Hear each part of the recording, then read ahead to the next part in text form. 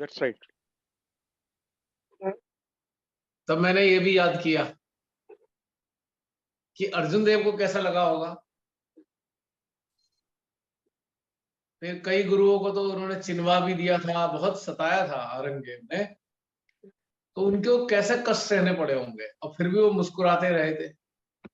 भैया कहने सुनने में ये बातें बहुत इजी लगती हैं, बट क्या है कि उनका जो चेतना का स्तर है ना, वो इस टाइप का हो जाता है कि वो शारीरिक पीड़ा को पीड़ा समझते ही नहीं है। ना, होती ऐसा तो है, नहीं है। ना ना ना ना, होती ऐसा तो है नहीं है। पीड़ा उनको, ऐसा नहीं है। कष्ट बहुत होता है, टू मच हाँ, वो पेन। तो होता है पर नेचुरली। पर आप उस पेन से अलग हो, और आप पेन को भी महसूस कर रहे हो, लेकिन आप पेन में इन्वॉल्व भी नहीं हो। You are not involve in हाँ, द पेन। हाँ, that is the main thing. हाँ, लेकिन ऐसा नहीं है कि कष्ट नहीं होता, बहुत कष्ट नहीं, होता है। कष्ट तो होता है, कष्ट तो बहुत होता है। शरीर है तो शरीर को कष्ट होगा, और शरीर बिल्कुल होगा। आपका ही है, आपकी चेतना उसमें है, आपकी जीवात्मा उसमें है, आपकी आत्मा उसमें है, आपका सब कुछ उसके साथ कनेक्टेड, जी, तो कष्ट तो होता है। बिल्कुल। और उसके लिए समझिए एक इच्छा शक्ति, विल पावर, कि हम देखें क्या होगा। मतलब हम ये कहकर उनसे नहीं वो बहुत दिव्य थे इसलिए वो उन्होंने सह लिया, नहीं नहीं, वो वैसे ही थे जैसे हम हैं। बिल्कुल, बिल्कुल। बस एक ही अंतर था, उन्होंने ठान लिया था कि मुझे सहना है, और हम ठानते नहीं है। तो यही जी। इसी कारण से मैंने ठाना था, मुझे दर्द देखना है। नहीं, this incidence is really inspiring. और ये फिर सिद्धांत सभी चीजों पे होता है। अब आजकल रूटीन जीवन में भी बहुत कुछ होता रहता है। हाँ, तो भाई हमने कहा कि ठीक है, अन्याय, अत्याचार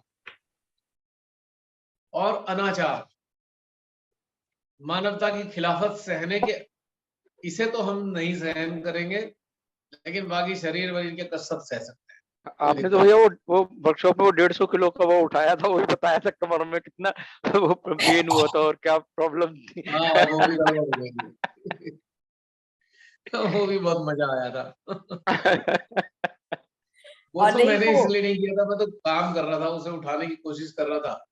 उठ तो गया, पर वो उसमें डिस्क में कंप्रेशन दे गया, और उसका प्रभाव आज भी L4 L5 पे हो जाता है कभी भी।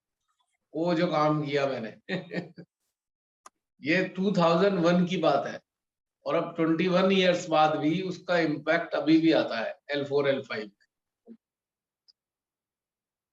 लेकिन कोई बात नहीं, वो भी एक जिंदगी है, ये भी एक जिंदगी है, हार्डली मैटर्स, क्या फर्क पड़ता है। शरीर आज ही मरेगा, कल भी मरेगा, क्या फर्क पड़ना है।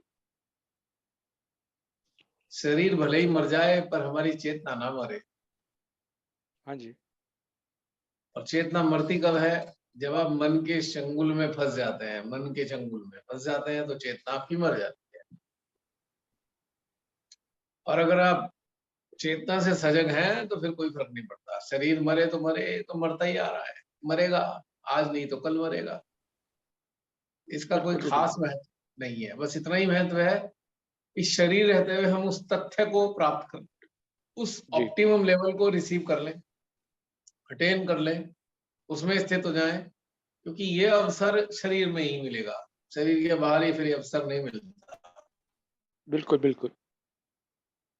भले ही हमारा दिल संसार में जन्म लेने का ना करे, पर अगर हमने उस स्तर को नहीं प्राप्त किया है, तो हमारे चेतना में पीड़ा रहेगी, निरंतर पीड़ित रहेगी चेतना। तो ये चीज एक प्राप्ति इसी शरीर में ही होनी है निश्चित रूप से, इसके अलावा कोई रास्ता नहीं है।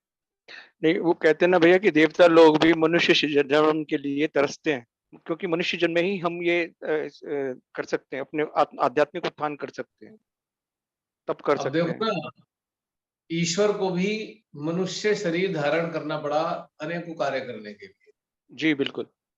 अब वो चाहे तो आसमान से भी कर सकते हैं सारी चीजें, नहीं कर सकते ना, कोई लिमिटेशन है ना, निश्चित रूप से जी, कुछ चीजें नहीं कर सकते, वो शरीर धारण करना ही पड़ेगा उसके लिए। जी, वरना परमात्मा को क्या जरूरत पड़ी है अवतार लेने की, एक मुसीबत मोल लेने की, अवतार लो मनुष्य देह में, फिर मनुष्य देह से संबंधित सारे कष्ट सहो। कितने कष्ट उठाने पड़ते हैं मनुष्य देह में, हर प्रकार का कष्ट होता है। जी। मानसिक कष्ट है, भावनात्मक कष्ट है, शारीरिक कष्ट है, आत्मिक कष्ट है, कष्ट ही कष्ट है।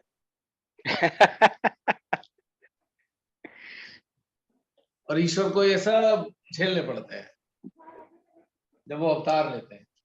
उनसे बच नहीं सकते वो किसी भी कीमत पे, नहीं। जी, बिल्कुल। ऋषि माता जी ने भी तो मनुष्य शरीर धारण किया। हम्म। भैया वो तो जब जन्म लेते हैं ऐसे अवतरण का भाव, वो तो पहले इन चीजों से ऊपर उठे होते हैं, उन पर तो इन चीजों का असर कभी होता ही बहन, नहीं होगा। ऐसा है ना ना ना ना ना ना ना, आप नहीं। गलत, ऐसा कुछ नहीं है।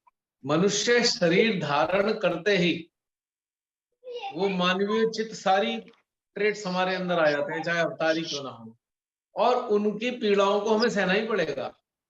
हाँ, एक अंतर है, चेतना स्तर का अंतर रहेगा।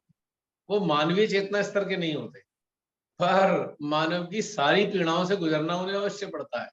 वो भी भावनात्मक पीड़ा से गुजरते हैं, वो भी मानसिक पीड़ा से गुजरते हैं, वो भी शारीरिक पीड़ा से गुजरते हैं, वो भी कहीं ना कहीं आत्मिक पीड़ा से गुजरते हैं।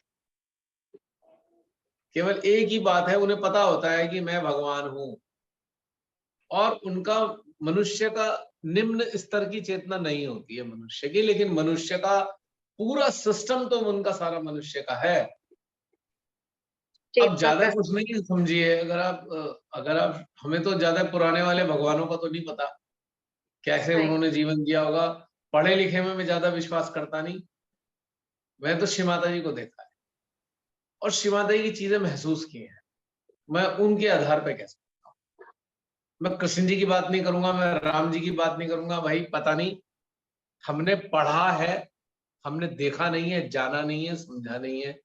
हाँ, चेतना स्तर पे अनुभव कर सकते हैं ध्यान में जाकर, पर वो सारी चीजों को उन्होंने कैसे जिया होगा, मैं उस बारे में चर्चा भी नहीं करना चाहता, क्योंकि वो एक समझ लीजिए गलत होगा, क्योंकि हमने उसका एक्सपीरियंस नहीं किया है। लेकिन साक्षात श्री माता जी अवतरित रही, तो श्री माता जी की बहुत सारी चीजें देखी, उनको नाराजगी भी उनकी देखी, उनका भावनात्मक स्वरूप भी देखा हमने, ठीक है, उनका एक मानवीय रूप भी देखा, और उनकी पीड़ाओं को भी महसूस किया, उनके शारीरिक कष्ट भी महसूस किए। तो ये कह सकते हैं कि भाई हाँ, परमात्मा मानव देह में जब आएंगे तो उन्हें भी बहुत कष्ट उठाने पड़ते हैं, इसमें कोई शक नहीं है। और एक आम आदमी ये कह के नहीं छूट सकते कि भाई अरे तो भगवान है, इन्हें कोई फर्क नहीं पड़ता ना। फर्क पड़ता है, फर्क हर हाल में पड़ता है। इसी का एक प्रकरण बहुत इंटरेस्टिंग है, श्री माता जी का लेक्चर सुना मैंने, उसमें बड़ी हंसी भी आई। श्री माता जी खुद ही बता रही है अपनी बात। तो है, हम तो भूल ही गए हमारी ऐसे करके उन्होंने बताया है। बड़ी चिंता हो गई, कहाँ है बच्चा। तो वो जो चिंता हुई, वो जो मानवीय आवरण के अंदर रहे वो, तो उसके जो प्रभाव था, आया तो जरूर ना। बिल्कुल जी, बिल्कुल। अब बहुत सारी किताबी बातें हैं, मैं किताबें में इंटरेस्ट है नहीं ज्यादा, कि भगवान राम ने ऐसा किया, कृष्ण जी ने किया, ठीक किया, हमने नहीं महसूस किया क्योंकि हम उस काल में शायद नहीं होंगे, और हम उनकी सारी बातों को बता भी नहीं सकते क्योंकि हमें मालूम नहीं क्या क्या किया उन्होंने। पर श्री माता जी की बातें काफी हद तक तो हम जानते हैं, जी। आंखों से उन्हें देखा है, उनकी नाराजगी को भी देखा, उनकी बहुत सारी चीजों को देखने का अवसर मिला, बहुत सारे भावों को देखा उनके। तो वो सारे भाव मानवीय स्तर की चीजों के हैं, हालांकि उनकी चेतना में क्या चल रहा था ये कोई नहीं जानता। हमारा जानना बड़ा मुश्किल है उनकी चेतना में क्या चल रहा था, पर बाहर से क्या परिलक्षित हो रहा था ये तो दिखाई देता। जब श्री माता की नाराजगी होती थी तो वो किस तरीके से बात करते थे ये भी पता था, दिखता था। जब बहुत प्रसन्न होते थे वो कैसे बातें करते थे ये भी दिखता था। कब वो बहुत दुखी होते, आंखों में आंसू तक आ जाते थे श्री माता जी के, ये भी दिखता था। श्री माता जी खिन्न होती थी, कब ये भी दिखता था खिन्न हो गई श्री माता जी। कुछ सहजियों की बेवकूफी वाली हरकतों से बड़ी खिन्नता आ जाती थी, वो बात करना छोड़ देती थी, कुछ नहीं बात करती थी किसी से। तो ये सारी ये जो मानवीय स्वभाव के ही हिस्से हैं सारे। इस आधार में मैं कह सकता हूँ जी कि परमात्मा को भी कष्ट उठाना पड़ता है मानवीय शरीर में। जी बिल्कुल। मानव शरीर के साथ में जो मानव के साथ जुड़े हुए रिश्ते हाँ, हैं और इमोशनल है या सब सब सब कष्ट है, झेलने वो तो पड़ते शरीर के साथ में आते ही है जी। हैं, A to Z झेलना पड़ता है। बिल्कुल बिल्कुल। तो इसलिए बहन हाँ, चेतना का स्तर तो मानव डिफर है, होता ही है। स्थूल रूप में अगर हम हैं तो कष्ट तो हैंगे निश्चित रूप से। और स्थूल रूप के अलावा भी कष्ट आ सकता है यदि हमने इसी जीवन काल में अपनी चेतना को उस स्तर तक उन्नत नहीं किया, तो शरीर त्यागने के बाद भी हमारी चेतना पीड़ा में ही रहेगी। इसलिए बहुत आवश्यक है कि हम इस चीज को समझें और अपने समय को बिल्कुल भी व्यर्थ ना करें, बेकार के चक्रों में ना टाइम खराब करें। इस मानव जीवन का सदुपयोग करें। हर हाल में, मतलब एक एक पल का सदुपयोग करने वाली बात कर रहा हूं मैं, जी कुछ घंटों की कहानी नहीं है।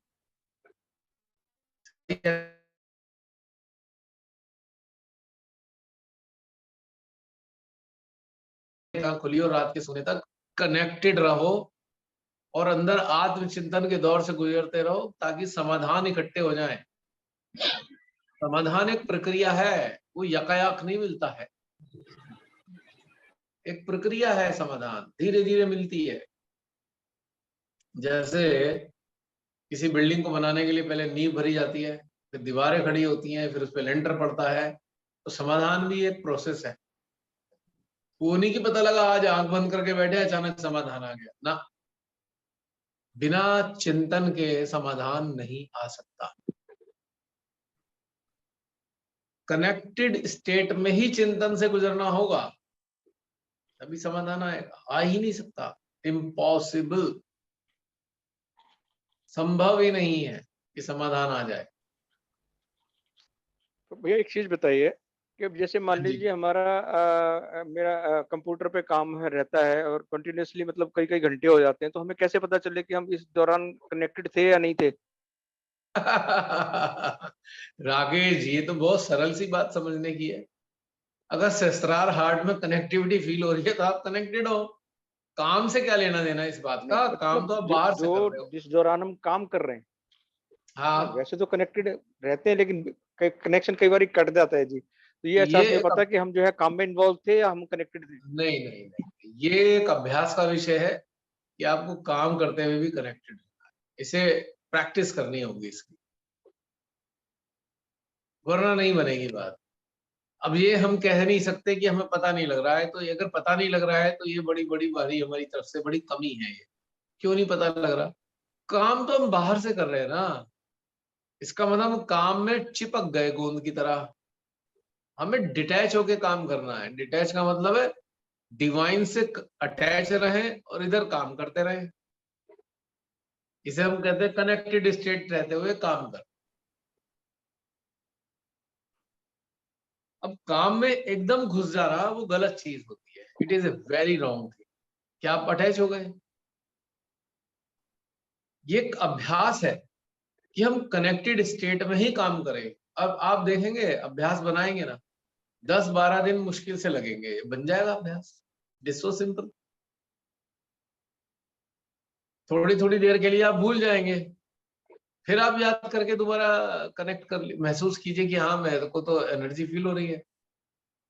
एनर्जी को फील करते हुए काम ही तो करना है, और क्या करना है।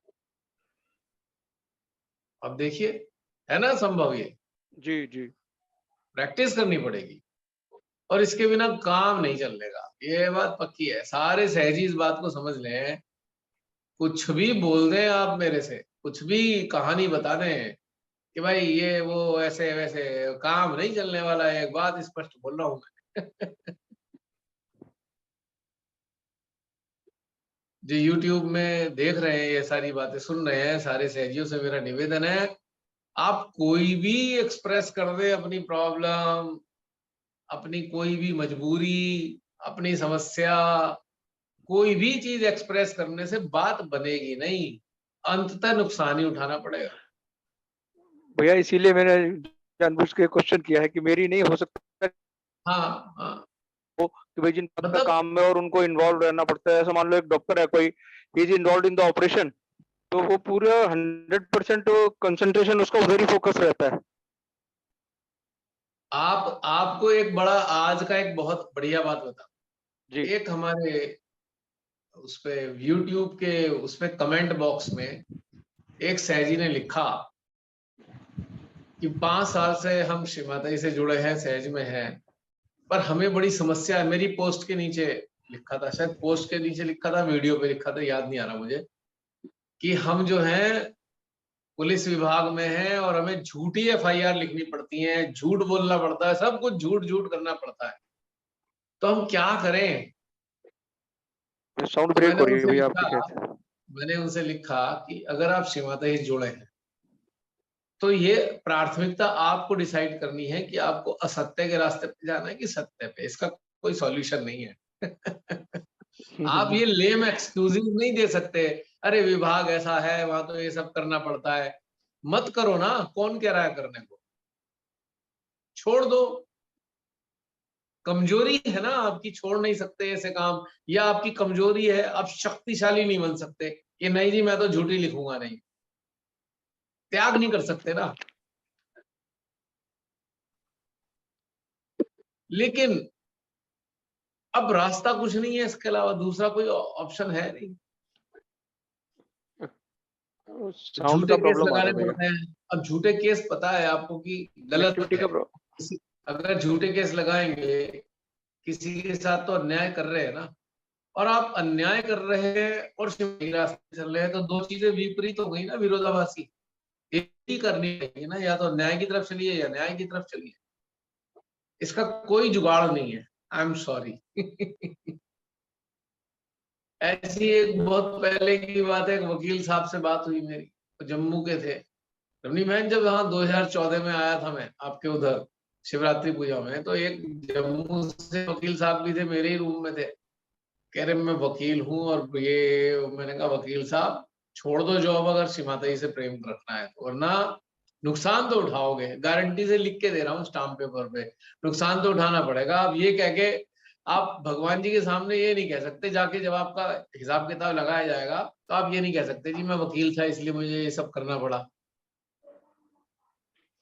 क्या बोलेंगे भगवान जी के सामने हम लोग कि हम तो वही वकील थे इसलिए हमने झूठ बोला, माफ कर दो हमें।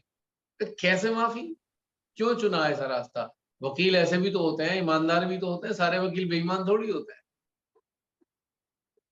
तो मैं हंस के कह रहा था, मैंने कहा अगर आपको सहयोग में आगे बढ़ना है, दो रास्ते अपनाने पड़ेंगे, या तो केस आप सच्चाई वाले लो या फिर वकालत छोड़ो।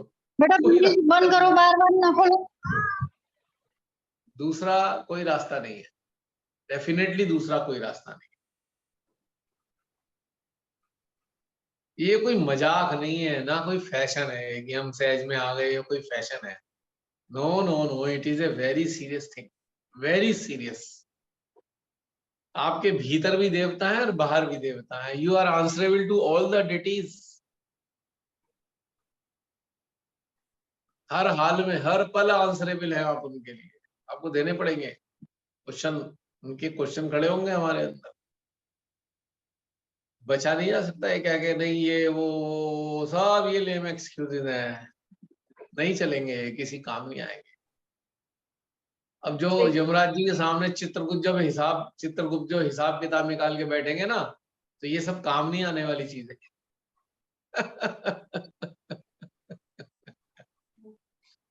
पर इंसान सच बोलने से डरता है, जबकि सच बोलने के बाद उसको बड़ा हल्का होता है और कुछ भी नहीं, सब कुछ अच्छा हो जाता है। एक बार सच बोले तो सही ना, ऐसे वाले लोग हाँ, कुछ भी नहीं, पर सब उसके लिए ना आदमी को लालच होता है, त्याग नहीं कर पाता इंसान। लालच लालच। ग्रीड है ना। अरे तेरी जॉब है यहाँ तो ऐसे ही चलेगा, तो भैया वैसे ही मिलेगा, जैसा चलेगा वैसा ही मिलेगा। परिणाम तो वही मिलना है जैसा चल रहा है। उसके लिए फिर श्री माता जी क्या करें और देवी देवता क्या करें? बड़े नाम क्या चीज? ऐसे लोगों में मानस परिणाम बहन जी आवाज नहीं आ रही। ऐसे बड़े भयानक परिणाम भुगत रहे हैं ऐसे लोग, चाहे वो हाँ सही भी है और वो कहते हैं सरेंडर करते हैं, बस इतनी कंडीशनिंग है कि देखो शिमादा जी ने तो हमें कंडीशन नहीं बनाया, बच्चों की शादियां करनी है हम टेवे मिलाएंगे, शिमादा जी ने तो ऐसा कुछ नहीं कहा। मतलब इतनी तरह की कंडीशनिंग हर वक्त, बड़े बड़े सही जी इसमें पड़े हुए टाइम वेस्ट करते बहुत हैं। सरेंडर क्या हुआ शिमादा जी को छोड़ा क्या आपने, बातें इतनी बड़ी करते हैं। हाल खुद ही अपने आप ही तैयार कर रखी है चीजें, खुद ही कंडीशनिंग तैयार करते हैं, खुद ही उसमें फंसे रहते हैं। सरेंडर का मतलब तो भैया आपसे सीखा हमने, जो दे दिया उसको वापस नहीं लेना। वो मतलब आपकी बात से दिल में तो बस गई है। अब कोई गलत कर ही नहीं सकता, तुरंत अंदर से आवाज आ जाती है कि भैया ने ऐसे कहा था, तो तुरंत बच जाता है बंदा, है ना। देखिए है ना। बहन, जो मैं अपनी जिंदगी में जीता हूँ, मैं वही वाली बातें बताता हूँ। मैं हिपोक्रेटिक हो नहीं सकता कभी। तभी तो भैया हमारे से होती है ना चीजें, वो छूट गई है, तभी छूटी है। जो थोड़ा बहुत नजदीक से मुझे जानते हैं, वो जानते हैं कि मैं हिपोक्रेटिक नहीं हूँ। हाँ कथनी जी। करने में कोई अंतर नहीं है। और जो भी मानवीय पक्ष है उसे मैं बहुत ईमानदारी के साथ जीता हूँ। मानवीय पक्ष को कहीं बेईमानी नहीं है उसमें। बेईमानी से मतलब है कि मैं आपको जैसा हूं नहीं वैसा बन के दिखाऊं, वो मेरे से नहीं होता। वो हाँ, मनसा कुछ वाचा तथ्य, कर्मणा। कुछ कुछ मानवीय पक्ष के कुछ तथ्य आप लोगों के मतलब के नहीं है, उनकी बातों में बात करने का कोई मतलब नहीं है अदरवाइज। लेकिन मेरे से ये होता नहीं है। एज इट इज, जैसे हैं वैसे ही है, खत्म। और ना ही मानवीय जीवन जीने के लिए, मानवीय जीवन के किसी भी पहलू के लिए मैं एशेम्ड फील करता हूं। मैं मानव हूं, आई एक्सेप्ट, मैं मानव हूं। I am not ashamed for anything. वो तथा कथित हिपोक्रेटिक एटीट्यूड दिखाने वाले लोग ऐसी ऐसी बातें करेंगे, सब रबिश है, बकवास है एकदम, कुछ नहीं है, झूठे हैं।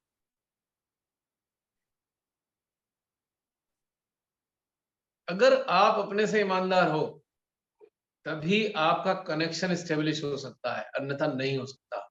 मैं गारंटी से लिख के दे रहा हूं ये बात। कनेक्शन लगा तो लोगे पर स्टेब्लिश नहीं होगा if you are not honest with your own self. अगर आप बाहर दूसरों को पढ़ा कुछ और रहे हो और अंदर से कुछ और हो, तो आपका स्टेब्लिश नहीं रह सकता कनेक्शन। क्योंकि भीतर में रहने वाले देवी देवताओं को हम पागल नहीं बना सकते। We can not fool them, they are there inside. ठीक है, आप जो भी आपकी अपने अंदर की चीजें हैं, जरूरी नहीं वो सारी दुनिया को दिखाओ आप, पर रॉन्ग शिक्षा मत दो किसी को। क्योंकि आप खुद को बेवकूफ बना रहे हो, क्योंकि आपके देवता आपके विपरीत खड़े हो जाएंगे, आपके देवता आपके विरोध में खड़े होंगे। आप समाज में चार आदमियों को बहुत बढ़िया सी चीज दिखा क्या सिद्ध कर लोगे, जब अंदर तो आपकी निगेटिव मार्किंग शुरू हो गई अंदर।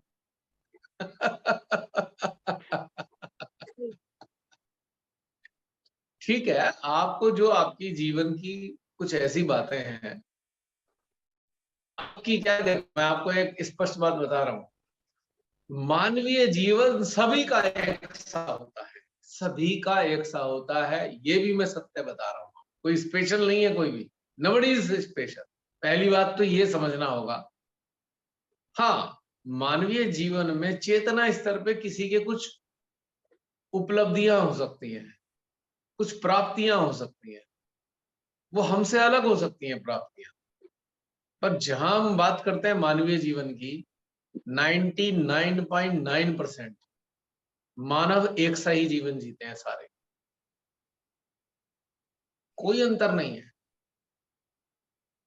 जो डिफरेंस नजर आ रहा है, आर्थिक रूप से डिफरेंस नजर आता है, क्वालिफिकेशंस के फॉर्म में डिफरेंस नजर आता है, तौर तरीकों का डिफरेंस नजर आता है, रीति रिवाज का नजर आता है, लेकिन बेसिक ट्रेड्स सारे मानव के एक से हैं और उस ट्रेड्स के आधार पे सारे मानव एक सा ही जीवन जीते हैं, कोई अंतर लेश मात्र भी नहीं है। ये मैं अच्छी तरह जानता हूं, क्योंकि श्रीमाता की कृपा से बहुत सारे लोगों से बातें जानी, तो इस नतीजे में पहुंचा। सबका जीवन एक सा है, बस मामूली सा अंतर है, कोई अंतर नहीं। ये तो था बाहर की जानकारी के आधार पे, और भीतर से तो मैं जानता ही हूँ सबका एक सा है। कोई कुछ भी दिखावा कर ले, है तो सबका एक सा ही जीवन। कोई भी खाना नाक से नहीं खाता, खाते सब मुंह से ही है। डिफरेंस कर्मों के आधार पर आता है ना, कि कोई अच्छे कर्म कर रहा है उसका जीवन उसके अकॉर्डिंग मतलब पीसफुल होगा, कोई गलत काम कर रहा है उसका वो बेसिक ट्रेड्स में काउंट नहीं होती ना। बेसिक ट्रेड्स तो सबके, एक रिक्शा वाले का जो बेसिक ट्रेड है वही करोड़पति का भी वही बेसिक ट्रेड है। बेसिक ट्रेड की बात कर रहा हूं मैं। और बेसिक ट्रेड्स के लिए ही लोग स्टाइल दिखा दिखा के अपने आप को दूसरों से अलग दिखाते हैं। मुझे इतनी हंसी आती है, मैं कभी तुम्हें नोटंकी करने की क्या जरूरत है। जैसा रिक्शा वाला जीवन जीता है वैसे ही आप जीते हो। स्टेटस का अंतर है, साधनों का अंतर है, बस इससे ज्यादा कुछ नहीं है। बेसिक ट्रेड्स में एजुकेशन में अंतर हो सकता है, वो अनपढ़ हो सकता है, आप ऑक्सफोर्ड यूनिवर्सिटी के पढ़े हो सकते हो, इससे क्या फर्क पड़ता है। जो लर्नड बिहेवियर है, लर्नड एजुकेशन है, वो मायने नहीं रखती बेसिक ट्रेड्स में। बेसिक ट्रेड्स उसके अंदर आते नहीं है। बेसिक ट्रेड्स तो ह्यूमन का बिहेवियर, जैसे एनिमल, जैसे लायन है, उसका एक बेसिक ट्रेड है। वो सारी दुनिया के लायन का बेसिक ट्रेड एक सही मिलेगा आपको। मंकी है, पूरी दुनिया के मंकी अलग अलग शक्ल सूरत वाले हो सकते हैं, और बेसिक ट्रेड उनके सबके एक से मिलेंगे आपको। पूरी दुनिया के डॉग्स हैं, बेसिक ट्रेड सबके एक से हैं। ऐसे ही जो ह्यूमन है, ह्यूमन एक एनिमल है, एक प्राणी है, क्रीचर है। बेसिक ट्रेड सारी दुनिया में सबके एक से हैं, चाहे वो अमेरिकन हो, ब्रिटिश हो, जैपनीज हो, इटालियन हो, कोई डिफरेंस नहीं है। जो डिफरेंस दिखाई देता है वो सब बाहर की चीजों के अंदर डिफरेंस आता है। बाहर बेसिक में कोई डिफरेंस नहीं। देख, खाने पीने की वैरायटी चेंज हो सकती है, और वो भी क्लाइमेटिक कंडीशंस के कारण खाने पीने की चेंज होती है। हमारी भारत में खाना पीना कितनी जगह जगह चेंज हो जाता है, क्योंकि क्लाइमेटिक कंडीशन अलग अलग जगह है हमारे। साउथ में अलग कुछ खाया जाएगा, गुजरात में कुछ और खाया जाएगा, राजस्थान में कुछ और खाया जाएगा, लेकिन खाने वाले चारों तरफ जो है भारत में सब एक से हैं। तो बेसिक ट्रेड्स के आधार पे कोई भी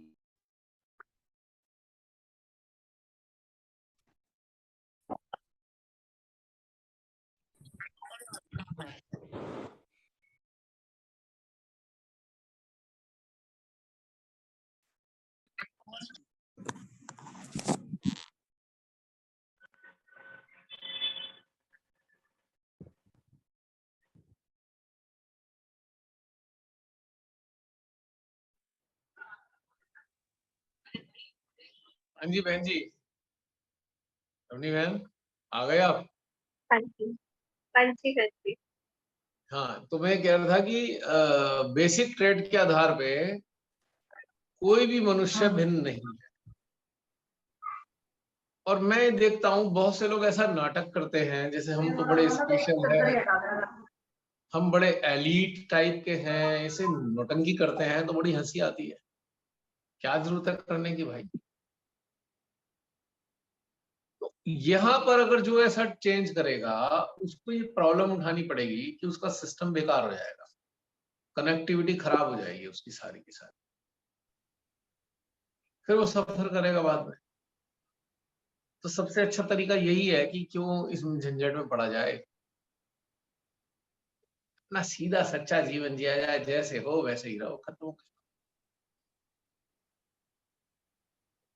बस इतना ही डिफरेंस होता है कि जैसे कि भैया साउंड नहीं आ रही। साउंड नहीं आ रही।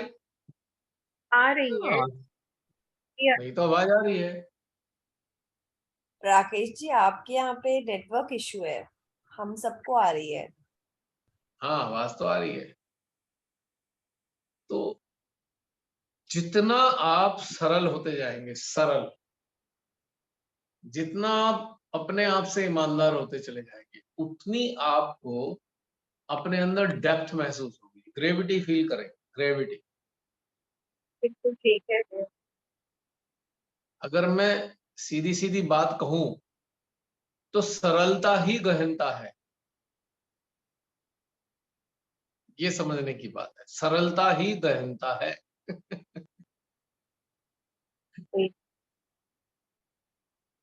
आप कभी एक चीज देखिएगा, जितनी भी प्राकृतिक चीजें हैं सरल हैं, सरल है ना, जितनी प्राकृतिक चीजें हमारे चारों तरफ दिखाई देती हैं। अब चाहे कोई पहाड़ी क्यों ना हो, आप पहाड़ों की तरफ देखो तो उसकी सरलता आपको मोहित कर लेती है, क्योंकि सरलता ही सौंदर्य है, सरलता ही गहनता है, सरलता ही स्थायित्व है। अब ये इतना प्रपंच करने से अच्छा है, इतनी गहनता वाले प्रपंच करे, ये करे वो करे, इससे अच्छा तो सीधा सीधा सरल हो जाओ, अपने आप ही गहन हो जाओगे। नहीं, क्यों बिल्कुल बहन जी, सर। गलत कह रहा हूँ? नहीं नहीं नहीं, सरल आदमी भी ऐसे ही अट्रैक्ट करते हैं, उसकी सरलता भी हमें भाती है, पता चलता है कि कितना सरल है। हाँ, और ये गहनता है। सरल होने का मतलब आपको अशेम्ड फील नहीं करना है। आप अगर सरल हैं तो आपको कोई शर्म वाली बात नहीं आनी चाहिए। शर्म उन्हें करनी चाहिए जो सरल नहीं है, वो प्रकृति के विपरीत जा रहे हैं। They should feel ashamed. हमें क्या करना है इस चीज को परेशान होके? क्यों मैंने, बिल्कुल मैं तो कम से कम इस बात को मानता हूं अच्छी तरीके से। और जब आप सरल होते हो तो सारे देवी देवताओं की शक्तियां आपके अंदर सक्रिय हो जाती हैं, क्योंकि देवी देवताओं की शक्तियां होती ही सरलता के कारण है सक्रिय। जितने आप कॉम्प्लिकेटेड होंगे, देवी देवता कुछ करने के ही नहीं, कहेंगे यार ये बड़ा कॉम्प्लिकेटेड पर्सन है, इसे रहने दो, इसे इसकी कॉम्प्लिकेसी के साथ जीने दो, ये इसी में खुश है, कुछ मिलता नहीं है उसको। बेकार के मनुष्य प्रपंच करते हैं, हंसी आती है देख के, क्या प्रपंच कर रहे हो भाई, क्या जरूरत है ये प्रपंचों की? लेकिन नहीं, क्योंकि उन्हें मजा आ रहा है। अब कंडीशनिंग ऐसी हो गई है कि कॉम्प्लिकेटेड होने में ज्यादा मजा आ रहा है, कंडीशनिंग ही ऐसी बना ली लोगों ने। और कॉम्प्लिकेसी दिखाने में तो उन्हें बहुत ही मजा आता है, कॉम्प्लिकेसी दिखाएंगे भी, देखो हम बड़े कॉम्प्लिकेटेड, बड़े सोफिस्टिकेटेड, बड़े एलीट क्लास हैं। कई बार मेरा संपर्क दिल्ली विल्ली वालों से होता है तो मुझे इतनी हंसी आती है उनकी हरकतें देख देख के, दिल्ली वालों की। आई एम सॉरी, जो दिल्ली वाले हैं बुरा मत मानना, मेरे को काफी संपर्क है। ऐसी हवाई खोखली सी बातें करेंगे और ऐसे दिखाएंगे जैसे वो बहुत ही बड़े से कोई महान से व्यक्ति है, और बाकी सब गधे हैं उनके हिसाब से। बाकी दुनिया के, हमारे भारत के बाकी लोग बेकार है, वो सबसे सुप्रीम है। आई रियलाइज इट। मेरे फ्रेंड सर्किल भी काफी बड़ा है, आप जानते हो। तो कई बार उनमें मैं हंसता भी हूँ। मैंने कहा भाई क्यों ये दिखा रहा है नौटंकी, आजा लाइन पे, जैसा है आजा, क्यों ये सब दिखाने की जरूरत है? वो तो तो फिर एरोगेंस बहुत विजिबल है दिल्लीइट्स में तो। वो बंदे को बंदा ही नहीं समझते। हाँ, फिर मैं कहता हूँ भाई आ जाओ लाइन पे, फिर उन्हें धीरे धीरे समझ में आ जाता है भाई ये वो वाला बंदा नहीं है, इसके सामने तो वैसे ही रहना पड़ेगा। मैं क्यों नौटंकी कर रहे हो भाई, व्हाट इज द यूज, क्या मिलने वाला है इस नौटंकी से? तो जागृति आने पर ना ये सारी चीजें अगले की एकदम से एक्सपोज हो जाती है, उसके क्या बोलने चीज के बहन? साथ। क्योंकि जब से जागृति हमारे अंदर आई है तो सामने वाली की हर एक चीज ना पता चल जाती है कि ये किस लेवल से बात कर रहा है। डेफिनेटली जैसे 100% पता एक्सपोज लग हो जाती जाता है। है ना कि ये दिखावे से बात कर रहा है या वाकई इसको की अनुभूति है, ये सब चीजें। बिल्कुल एकदम पता लगता है, 100% पता लगता है। आप कोई कितना ही बड़ा एक्टर हो, सब पता लगता है। हमने तो देख लिया अच्छे अच्छों को, सब पता लगता है। वो क्या करते हैं ना, ज्यादातर दिखाएंगे हमारी फला एजुकेशन है, हम बहुत पढ़ते हैं, हमें इतना ज्ञान है, पढ़ पढ़ के बड़ा ज्ञान प्राप्त किया है। ये बीमारियां हैं उनके अंदर।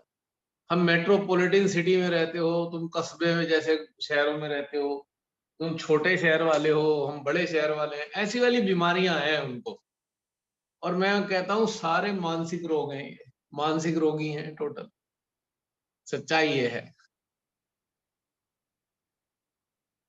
अब ये दिल्ली वालों में बहुत सारे अच्छे लोग भी होते हैं, ऐसा नहीं है, जो ग्राउंड लेवल पे हैं they are good people, no doubt, लेकिन ज्यादातर लोगों की स्थिति खराब है। मैं तो अच्छी तरह जानता हूँ, बहुत बुरा हाल है। वो अपने आप से ही झूठी जिंदगी जीते हैं, मतलब खुद को पता है कि ये फेक लाइफ जी रहे हैं, they are living a fake life. वो खुद से भी जानते हैं, पर ऐसी कंडीशनिंग डाल ली है उस फेक लाइफ की, वो उसके गुलामी है। बुरा बुरा हाल कर रखा है। क्या बताऊं आप। तो अब क्या कर सकते हैं, जैसी उनकी करनी और फिर वैसी ही भरनी। फिर हाल खराब होता है जब कठिनाइयां आती हैं, तो बैंड बजी होती है पूरी तरीके से। वो सारी कांचली जो होती है ना, केंचुली निकल जाती है उस वक्त कठिनाइयों में। फिर ओरिजिनल फॉर्म आ जाती है अपने आप। सब भूल भाल जाते हैं, कितने एलीट थे, कितने जीनियस टाइप के थे, कितने इंटेलेक्ट, सब निकल जाता है उनका, सब कुछ खत्म। तो शुरू शुरू में जब मैं शिमाते ने जोड़ा, तो दिल्ली वालों के संपर्क में आने का बहुत मौका मिला। तो मुझे लगता है यार ये कैसे सहजी हैं, मतलब ऐसे भी सहजी हो सकते हैं क्या, मेरे समझ में नहीं आती थी बात। फिर धीरे धीरे समझ में आया कि भाई ट्रेंड ही है, और वो तो शिमाते ने खुद ही बोला हुआ है कि भाई ये तो उनकी समस्या रहने वाली है, वो कोई शक नहीं। तो इसीलिए मैंने कहा कि ये सब चीजों को बंद करना चाहिए। किसी भी कारण से ये चीजों को फॉलो नहीं करने का हमें हर, वरना बड़ी समस्या रहेगी जीवन में, और आगे भी नहीं बढ़ पाएगा मानव। अगर आगे बढ़ना है तो सरलता को अपनाना पड़ेगा जिंदगी। और आप खुद महसूस करेंगे कि हाँ, सरल होके हमें बड़ा सुकून मिल रहा है, चैन आ गया हमारी जिंदगी। बड़े बड़ी आपत्ति हमारी जिंदगी में, आज बड़ा सुकून है। जितने टेंट्रम है आपको एक झूठी जिंदगी में तो ले जाते हैं आपको, एकदम फॉल्स लाइफ, फेक लाइफ एकदम। और एक इंटरेस्टिंग बात और देखिए, वो झूठी जिंदगी से अपने आप को कन्विंस भी कर लेते हैं, कन्विंस कर लेते हैं कि हाँ this is right, this is good, ये अच्छी लाइफ है। तो झूठी जिंदगी को ही कन्विंस कर लेते हैं अपनी लाइफ कि हाँ ठीक है ये। अब बताओ उनका क्या हो सकता है, ऐसे सहजियों का भी क्या हो सकता है। बहुत मुश्किल काम है। जीवन इतना सरल है और इतना आसान है जीना, हम ही उसे मुसीबत में डाल देते हैं जीवन को, और फिर परेशान रहेंगे, दुनिया भर की परेशानी सर में पड़ी होगी। एक हाइप जनरेट कर रखी है चारों तरफ, एक हाइप, ऐसा एक एटमॉस्फेयर से तैयार कर रखा है, और वो एटमॉस्फेयर ही इन्फ्लुएंस करने के लिए है लोग।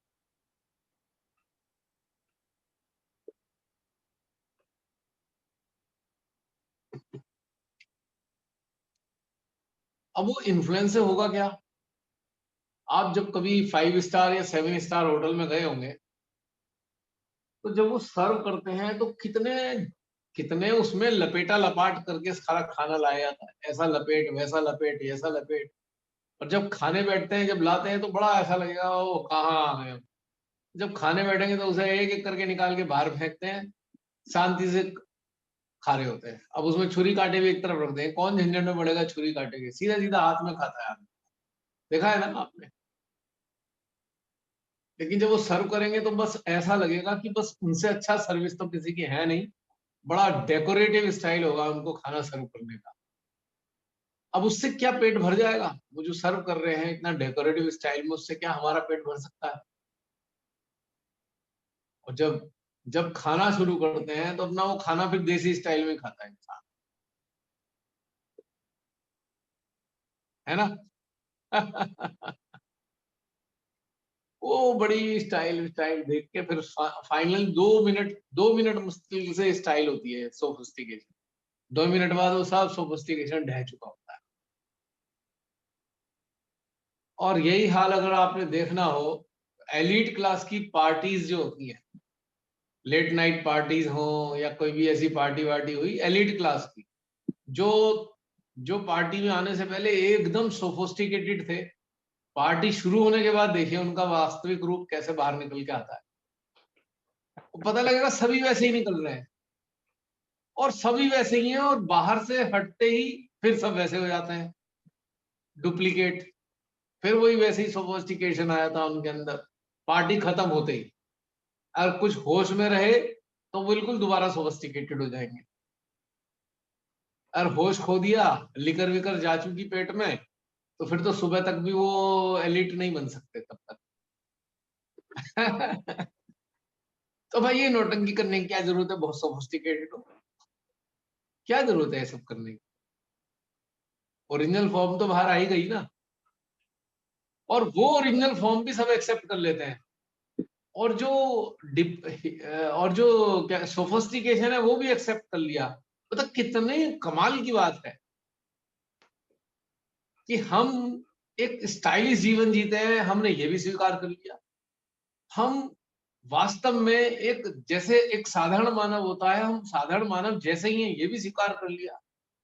ये भी सोफिस्टिकेशन का एक पार्ट एंड पार्सल है कि उन्हें साधारण से भी नीचे चले गए, वो भी स्वीकार कर लिया उन्होंने। और वो इतने नीचे चले जाते हैं कि साधारण इंसान भी इतने नीचे नहीं जाते। पर सोफिस्टिकेशन की हाइट तो देखिए कि सोफिस्टिकेशन में वो नीचे जाना भी काउंट होता है। Can you imagine?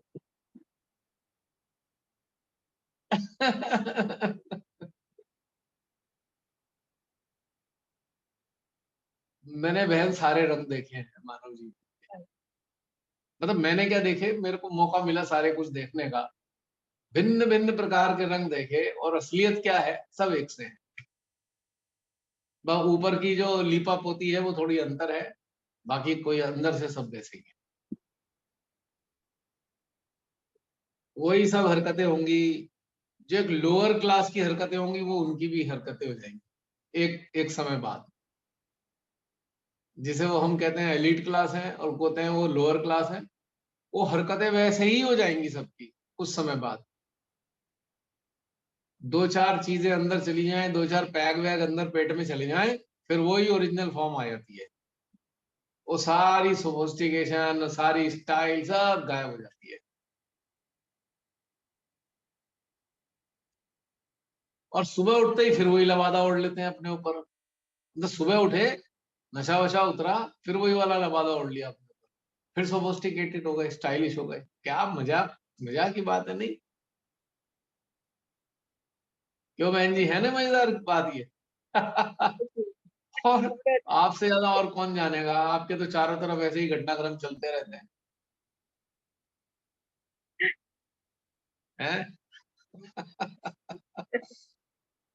सब कुछ याद है आपके। हम्म। जी भैया, सब कुछ वही रिलेट कर रही हूँ ना, वही सब कुछ सच में अब जैसे ये कुछ सारी है। मैंने डिटेल क्यों बताई? क्या जरूरत थी इन बातों को करने की? थी जरूरत। हमारे बहुत सारे सहजी इन इस क्या कहते हैं, क्या कहना चाहिए कि इस एलीट क्लास को बिलोंग करते हैं बहुत सारे शहरी, ठीक है। आप साधारण जीवन जी रहे हो, आप श्रीमाता से जुड़े नहीं हो तो ठीक है, एलीट क्लास भी चलेगी। यहाँ पे एलीटनेस नहीं चलेगी, बिल्कुल भी नहीं चलेगी। क्यों? आप जैसे ही बनने की कोशिश करोगे किसी के सामने, आपका सारा एनर्जी का सर्किट काट दिया जाएगा अंदर से। सर्किट टक से कट गया, 1 सेकंड में कट गया, कहीं के नहीं रहे। अब बाहर से आप कुछ भी करते रहो, बहुत अच्छे वाइब्रेशन आ रहे हैं, बड़ा आनंद आ रहा है, पर नहीं आ रहा आनंद अंदर, क्योंकि कनेक्शन नहीं है। क्योंकि जैसे ही आपने कुछ एक्ट किया, जैसे आप हो नहीं ओरिजिनली, और वैसा एक्ट किया, खट से कनेक्शन कट गया, डिस्कनेक्टेड हो गए तुरंत। और डिस्कनेक्टेड होने के बाद क्या होता है आप जानते ही है इस चीज, सप्लाई बंद हो गई एनर्जी की तुरंत। उसके बाद क्या हुआ? फिर गड़बड़ हो गई ना सारी।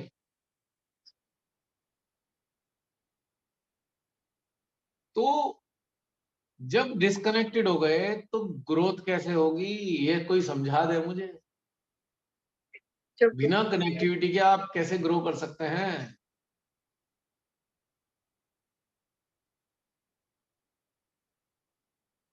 मेहरबानी करके अपने आप को धोखा देना बंद कर दें, सरल जीवन जीने की आदत डालें, बिल्कुल सरल एंड सिंपल।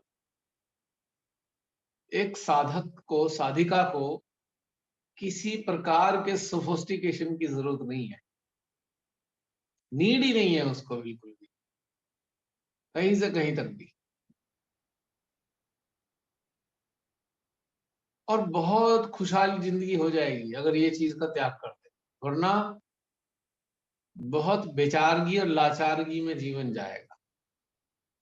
क्योंकि देवी देवता जो अंदर बैठे हैं उन्हें सोफिस्टिकेटेड मानव समझ में नहीं आते, दे कैन नॉट अंडरस्टैंड। और श्री गणेश जी को तो बिल्कुल भी समझ में नहीं आते।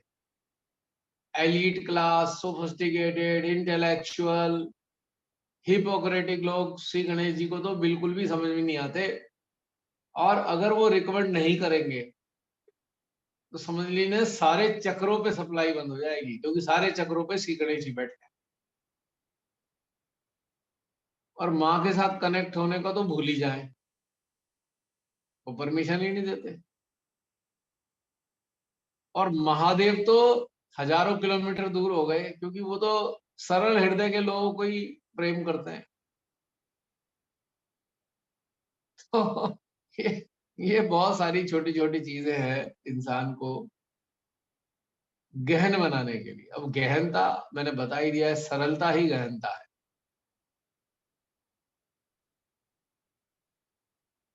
कुछ भी नहीं रखा है इसमें, छोड़ देना चाहिए।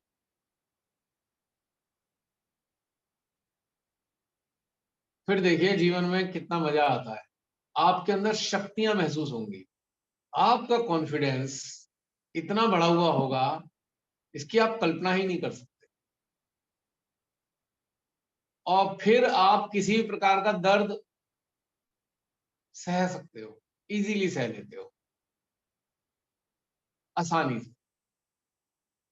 क्योंकि आप अंदर से जानते हो कि यार ये तो सब कुछ नहीं है, दर्द वर्द तो सब एक भ्रम है। क्योंकि दर्द शरीर को है, हमें तो कोई दर्द है नहीं। अब आपके अभी आप पिछले दिनों कष्टों से गुजरे, अब आपको कष्ट ज्यादा क्यों लगे? क्योंकि आप कष्टों में लिप्त हो गए बहन। अटैचमेंट विद द पेन्स, इसलिए आपको परेशानी लगी। पेन्स भले ही होते रहते, अगर अटैच ना होते तो कोई समस्या नहीं थी।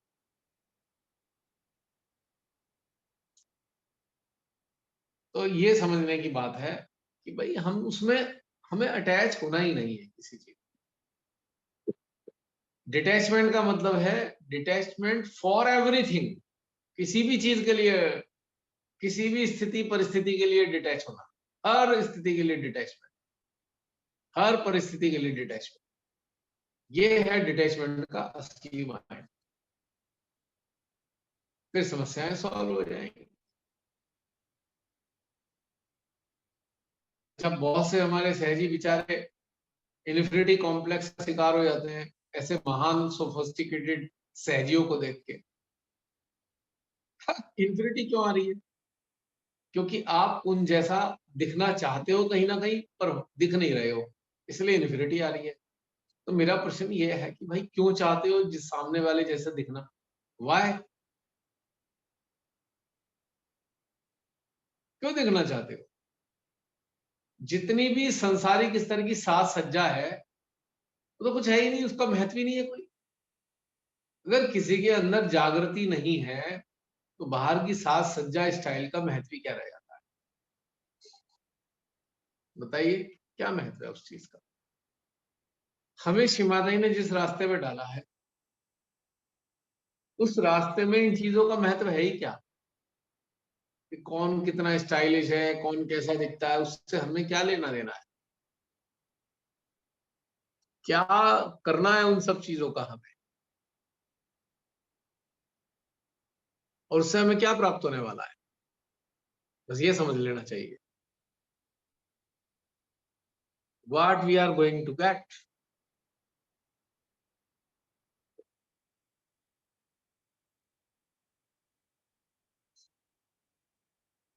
क्या वो हमारे चेतना के काम आएंगी? क्या हमारा ज्ञान, हमें आत्मज्ञान हमें मिल जाएगा उन सब चीजों से? प्रश्न करने चाहिए खुद ही। जो जो इन्फिनिटी कॉम्प्लेक्स का शिकार हो रहे हैं सहजी, वो अपने से प्रश्न करें कि जिसको देखकर हम इन्फिनिटी को महसूस करते हैं, क्या वो चीजें हमारे साधना के लिए, उत्थान के लिए सहायक हैं? जैसे ही अपने से प्रश्न करेंगे, 1 मिनट के अंदर ही आपकी इन्फिनिटी हवा हो जाएगी, इवेपोरेट हो जाएगी।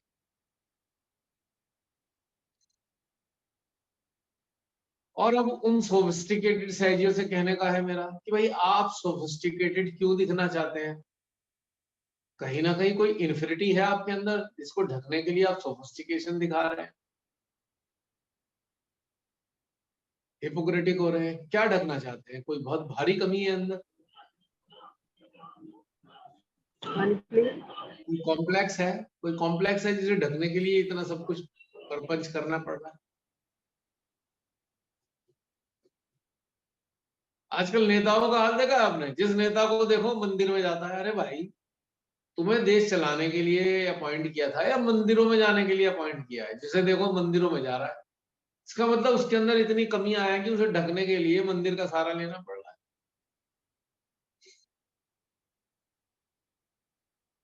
देश चलाने के लिए हुनर की आवश्यकता है, हुनर, काबिलियत की आवश्यकता है, समझ की आवश्यकता है कि देश में अच्छी व्यवस्था हो, किसी को कोई तकलीफ ना हो। अब मंदिरों में जाने से वो आ जाएगी, सामर्थ्य आ जाएगी हमारे अंदर। यानी कि मंदिर इसलिए जा रहे हैं कि हम अपनी उन कमियों को ढकना चाहते हैं। हम धार्मिक इसलिए दिखाना चाहते हैं कि हम अधार्मिक हैं, इसलिए हम धार्मिक दिखाना चाहते हैं। और जो वास्तव में सच्चा अच्छा इंसान है उसे दिखाने की क्या जरूरत है? ये सब चीज ढोंग करने की क्या जरूरत है? यही स्थिति सहज में भी है।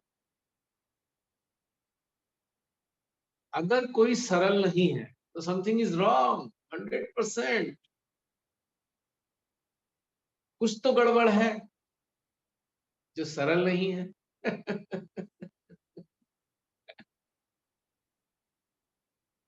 अब सब लोग चिंतन करें कि मैं इतना कॉम्प्लिकेटेड क्यों हूं, किन किन चीजों में कॉम्प्लिकेटेड हूं। अगर आप काउंट करना शुरू करेंगे ना बहन जी, आप डायरी में लिखना शुरू करें कि ये चीजें कॉम्प्लिकेसी हमारे जीवन में है, आपको ताज्जुब होगा, सैकड़ों चीजें निकल आएंगी।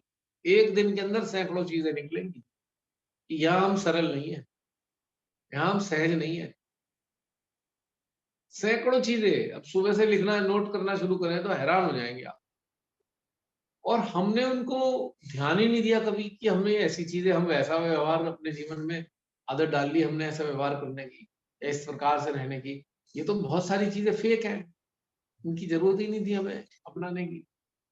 बहुत सारी चीजें हम अपना रखी हैं हमने, जिनका सत्य से कोई लेना देना नहीं, बस अपना ली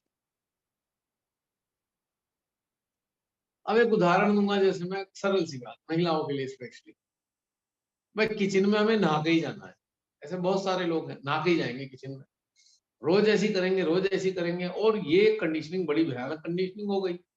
अब पता लगा घर वाले भूख से तड़प रहे हैं और वो नहा नहीं पाए हैं, तो पता लगा अब खाना नहीं बनेगा, भूखे रहो, पहले नहाएंगे फिर खाना बनेगा, फिर उसके बाद खाया जाएगा।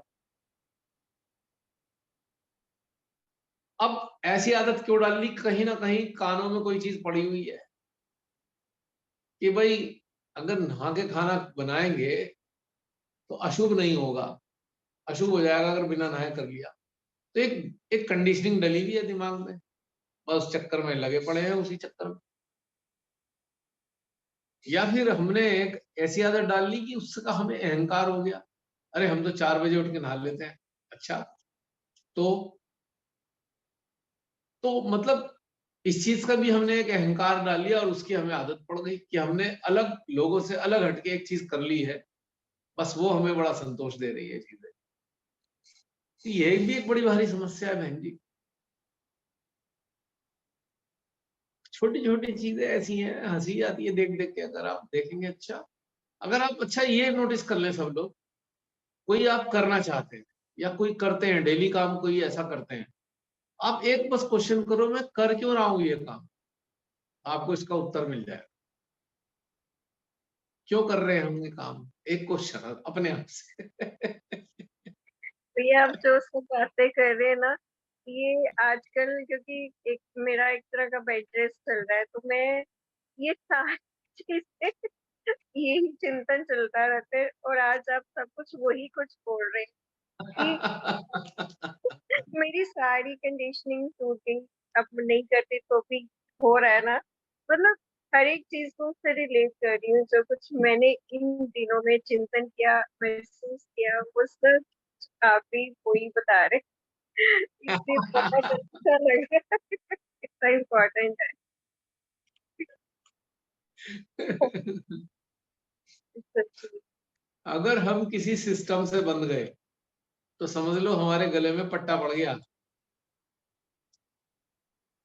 जैसे एक वो एनिमल होता है ना हमारे घर में, कोई भी कैटल हो सकता है या पैट हो सकता है, पट्टा डाल के हम उसे बांध देते हैं, या पट्टा बांधेगा नहीं तो पट्टा जरूर पड़ा रहेगा, भले ही हम बांधे ना उसे, पट्टा पड़ा डाल दिया हमने अपने गले में, हम किसी चीज से बंध गए अगर तो पट्टा पड़ा हुआ। और वही हमारे को एक हमारे अंदर अहंकार भी पैदा करेगा, सूक्ष्म अहंकार होगा, अरे हम तो रोज करते हैं, इसमें भी कोई गर्व की बात है, हम रोज नहाते हैं सुबह 4 बजे, कोई गर्व की बात है? नहीं, हम तो कहेंगे, क्योंकि हमें इससे संतुष्टि मिलने लगी, हमारा माइंड सेटिस्फाई हो गया इससे। अरे अरे, और माइंड को सबसे अच्छा क्या लगता है कि उसे हम संतुष्ट कर दे तो माइंड बड़ा प्रसन्न हो जाता है। अब कोई गहन ज्ञान में उतरे, एक इंटरेस्टिंग और बात बता, आप में से बहुत से लोग गहनता में जाते होंगे, बैठते होंगे कभी, मन आया आज हमें गहनता में अंदर उतरना है, तो जब घूम फिर के आते होंगे तो आपके अंदर कभी ये नहीं आता होगा, कभी नहीं आ सकता है ये चीज, अरे हम ऐसा करते हैं, क्योंकि आपको पता है जब भी उतरते हैं हर चीज नई चीज महसूस होती है अंदर, पहले वाली चीज होती ही नहीं महसूस, कुछ नया होता है। अब जो हर बार एक नया होगा तो उसका अहंकार कभी नहीं हो सकता। यदि हम हर बार एक ही चीज को करते हैं तो उसका अहंकार, repetition generates ego problem, repetition of anything generates ego problem, because your mind has started acknowledging that act, और माइंड का एक्नॉलेजमेंट आपको बैक डोर से ईगो सप्लाई कर रहा है, बैक डोर से ईगो सप्लाई कर रहा है। जितने भी सहजी अगर वो एक रास्ता वाला ध्यान में उतरते हैं, एक सा ध्यान करते हैं हमेशा, तो आप देखिएगा उनके अंदर कहीं ना कहीं अहंकार मिलेगा, क्योंकि उन्होंने सिस्टम को एक्नॉलेज करके अपना लिया, उन्हें लगा हम तो ये करते हैं, हम तो ये करते हैं। और जब आप अपने अंदर उतरने वाले ध्यान में जाते हैं तो आपको पता ही नहीं चलता कि किधर को जाएगा ये, क्या चिंतन चलेगा, और जिसका मालूम ही नहीं उसका अहंकार कैसे हो सकता है। बैठने से पहले हमें नहीं मालूम कि होगा क्या, और अगर हमने एक सेटअप बना लिया है तो हमें बैठने से पहले ही वो सिस्टम मालूम है, अब हम ये करेंगे, अब हम ये करेंगे, अब हम ये करेंगे, अब हम ये करेंगे। यहाँ acknowledgement is equal to ego. Whatever we are doing, if we acknowledge every day and we repeat the same thing and we acknowledge it, that acknowledgement provides you ego. बात समझ में आ रही कितनी बारीक है ये?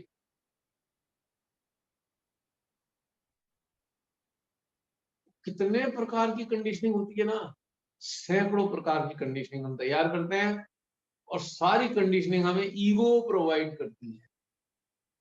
जितनी कंडीशनिंग है सब ईगो जनरेट करने वाली, एक भी कंडीशनिंग ऐसी नहीं है जो ईगो ना जनरेट करे। अब अहंकार रहिता के लिए कितना सरल काम हो गया करना कि भाई कंडीशनिंग छोड़ दो, ईगो भी नहीं रहेगी। वरना ईगो तो नहीं छूट सकती, कंडीशनिंग है तो ईगो भी है, इसे बदला नहीं जा सकता इस बात। क्योंकि जिस जो ईगो है वो एक्नॉलेजमेंट है, और एक्नॉलेजमेंट है किस चीज का? एक सिस्टम का, जो हमने डेली के रूटीन में हमने एक सिस्टम डेवलप कर लिया है, वो एक्नॉलेजमेंट। उसका करके ईगो आ गया। पहले हमने, दोबारा रिपीट करूंगा समझने के लिए, दोबारा अच्छी से ध्यान दीजिए। हमने एक सिस्टम बनाया, नंबर 1, हमने इस सिस्टम को फॉलो करना शुरू किया, नंबर 2, जब ये फॉलो होने लगा, रिपीटेशन आया, नंबर 3 पे रिपीटेशन होने लगा, और चौथे नंबर पे बन गई कंडीशनिंग। और इस चीज को हमने एक्नॉलेज करना शुरू किया, तो इससे बन गया अहंकार। पल्ले पड़ ली जसलीन? हाँ जी। कितना तो आसान हो गया फिर समझना। भैया फिर मुझे अपने एक्सपीरियंस से लगता है, फिर एक टाइम ऐसा आया कि ये जो बहाना बना और एक झटके से शिमाता मेरी सारी कंडीशन सब कुछ तोड़कर मुझे ये चिंतन दिया, और उसका रिजल्ट फिर बहुत अच्छा आया। ये मतलब मैं महसूस कर लेती हूँ। हल्का ये फिर फ्रीडम, ये सोल्यूशन भी आपको ही मिला। नहीं दिया है, ये गिफ्ट आपको ही नहीं मिला है, आपकी पूरी फैमिली को मिला है गिफ्ट। हाँ बिल्कुल। जो बरसों से आपने उनको डिपेंडेंट बना लिया था ना अपने कामों में, उस डिपेंडेंसी में थोड़ी राहत हुई है। मैं तो इसको बहुत बड़ी गिफ्ट समझती हूँ कि मेरी लाइफ बहुत आसान कर दी, और शिमादी जिससे सब कुछ मैं कहती हूँ ना अपने आप ही हो रहा है, अब सब चीजें अपने आप ही हो रही हैं। बहुत बड़ी गिफ्ट मिले मुझे। चिंतन किया सब कुछ, ये कैसे हो गया सब कुछ, और आज सेशन भी सारा उसी पे है। मजा मजा आ गया इसको सुन के ना। ये माता जी की माया है, कहीं धूप कहीं छाया है। तो कैसे हम लोग कंडीशन हो जाते हैं, और बुरी तरह कंडीशन हो जाते हैं, हमें समझ में नहीं आता कि हम कंडीशन है। हम कहते हैं हमें तो कोई कंडीशनिंग नहीं है, पर हम तो कंडीशनिंग के ही पार्ट बन चुके। पहले हम कंडीशनिंग को अपनाते हैं, फिर कंडीशनिंग हमें अपना लेती है। उससे छूटना चाह भी रहे होते मगर छूट पा नहीं रहे होते, तो मतलब ये अंदर चल रहा होता है कि हमें इससे निकलना है। तो फिर शायद शिमाता जी वो रास्ता अपनाते कि झटके से सब चीजों से हटा देती हैं कि चलो आजाद हो जाओ। जैसे जैसे निसंतान दंपत्ति किसी बच्चे को गोद ले लेते हैं ना, तो कंडीशनिंग हमें गोद ले लेती है। सही कहा।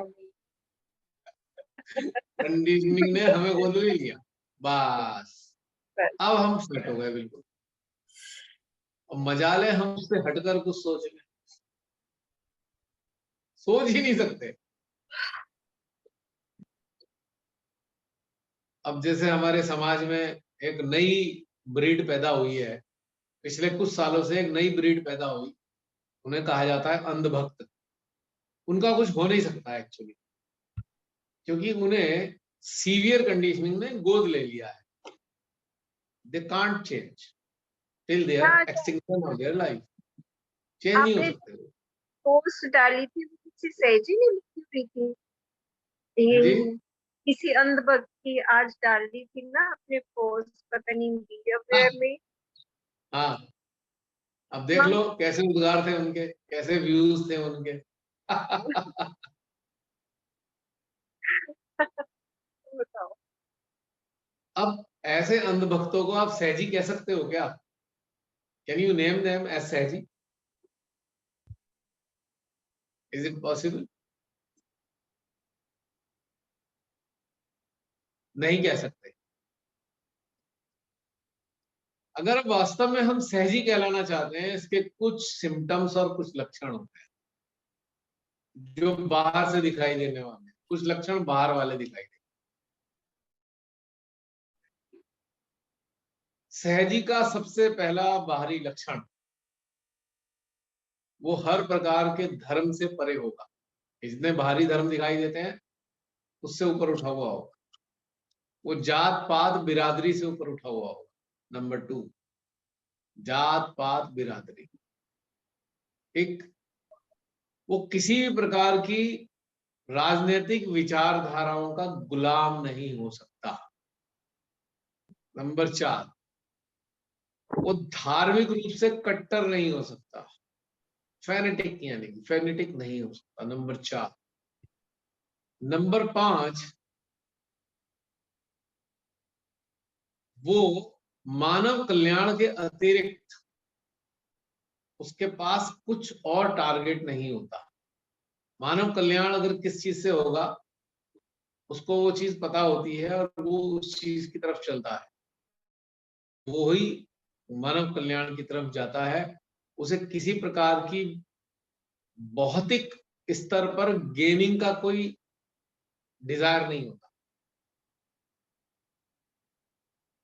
छठी चीज, वो आत्मसम्मान से जीता है और स्वाभिमान के साथ अपना जीवन बिताता है। वो किसी से, किसी के ऊपर आश्रित नहीं होता, वो डिपेंडेंट नहीं होता। आज फाइनेंशियल आधार पे वो भूखा सो सकता है पर किसी से मांग के नहीं खा सकता। 7वीं चीज, वो कनेक्टेड रहता है। आंख खुलने से लेकर रात तक वो कनेक्टेड रहता है। नंबर 8, रात दिन चिंतन में जाता है और ये देखता है कि चिंतन के माध्यम से वो और ज्यादा समझना चाहता है, क्या कोई और भी आसान तरीका है जिससे मानव को परमात्मा से जोड़ा जा सके। सरल से सरल तरीका खोजता रहता है ताकि आसान चीज लोगों को दी जाए जिससे आसानी से वो कनेक्ट हो जाए। तो ये सारे लक्षण जो हैं, और वो बातें सारी बताई दी। सोफिस्टिकेटेड नहीं होता, हिपोक्रेटिक नहीं होता, झूठ नहीं बोलता, अभी मैंने सारी बातें बताई।